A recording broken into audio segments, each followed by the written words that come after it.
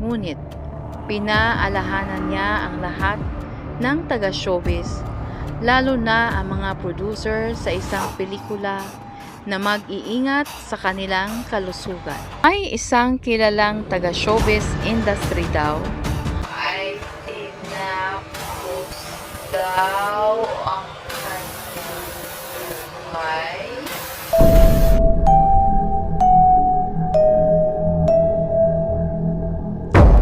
Showbiz Vision.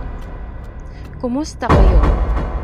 Pag-uusapan natin ngayon ang latest vision ni Miss Rudy Baldwin tungkol sa mga maaring mangyari sa show business.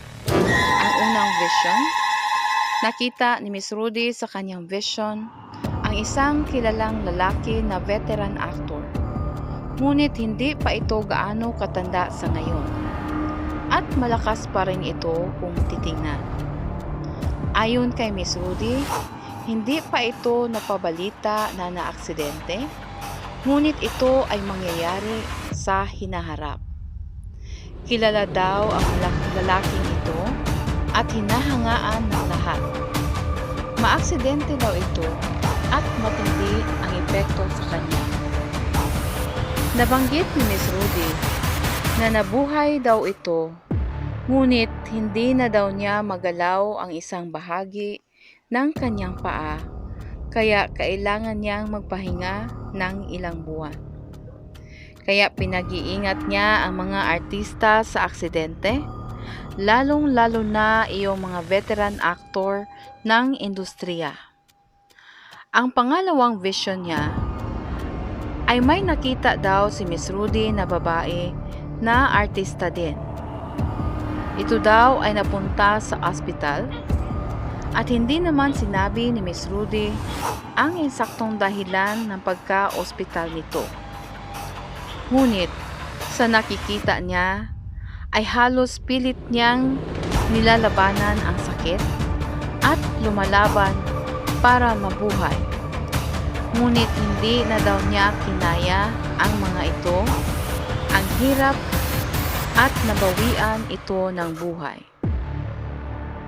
Ang pangatlong prediksyon, sinabi ni Miss Rudy Baldwin na bago daw matapos ang taong 2024 ay may isang kilalang producer sa pelikula ang maaring masawi dahil sa isang karamdaman na hindi na nakayanan.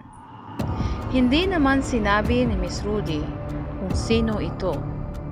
Ngunit, pinaalahanan niya ang lahat ng taga-showbiz, lalo na ang mga producer sa isang pelikula, na mag-iingat sa kanilang kalusugan.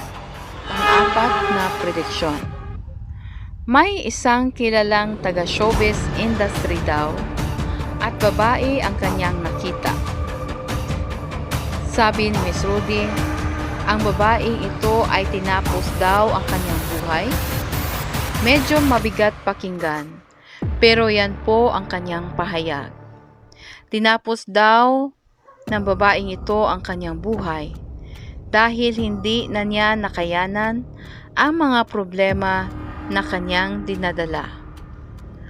Paalala ni Miss Rudy, lahat ng pagsubok ay kaya nating harapin basta matuto tayong kumapit at tumawag sa Diyos Ama. Maging maingat lamang ang lahat ng mga taga-showbiz dahil halos karamihan sa inyo ay naaksidente na mapatanong ka na lamang sa sarili mo kung bakit halos lahat ng naging laman ng balita ay aksidente ng mga kilalang tao.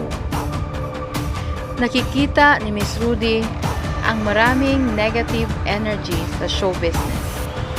Para itong enerhiya ng aksidente na iikot sa mundo ng showbiz industry. Mag-iingat lamang ang lahat dahil ngayon, August, ay Ghost Month. Magdala kayo ng rock salt at ilagay sa maliit na pakete kasama ang inyong mga simbolo ng paniniwala sa Diyos gaya ng rosaryo. Wala namang mawala sa atin kung ito ay kahit konti ay sundin. Baka mapigilan pa ang lahat ng ito? Manalig sa Diyos, gaya ng sabi ni Miss Rudy.